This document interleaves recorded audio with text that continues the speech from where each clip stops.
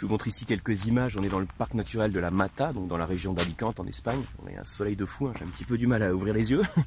Donc ici ce sont des vignes, je ne sais pas si vous les voyez bien sur l'image, ce sont des vignes de Muscat. Donc ici on dit Moscatel. Donc dans la région d'Alicante, et j'ai le plaisir d'être avec Alfonso, qui anime en particulier un podcast autour du thème de la gastronomie, des accords mets et vins. Donc ça, cette occasion que je vais participer avec lui sur ce podcast.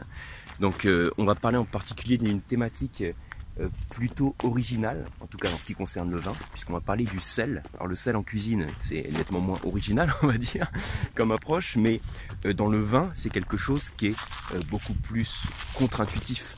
Puisque quand on déguste un vin, quand on fait une fiche de dégustation, le plus logique, c'est qu'on parle à aucun moment du côté salin du vin. Alors on peut, hein, mais le plus logique, quand vous observez une fiche de dégustation, on parle de l'acidité, on parle du sucre, on parle des tanins, on parle de l'alcool, on parle du corps, hein, c'est les différentes choses qu'on va évaluer en fait dans la dégustation du vin, mais rarement du côté salin. On va pas dire en tout cas ce vin a un niveau faible de sel ou un niveau élevé de sel, comme on pourrait le faire en cuisine. Et pourtant, il y a des vins qui ont un vrai côté salin en bouche. On retrouve clairement cette saveur.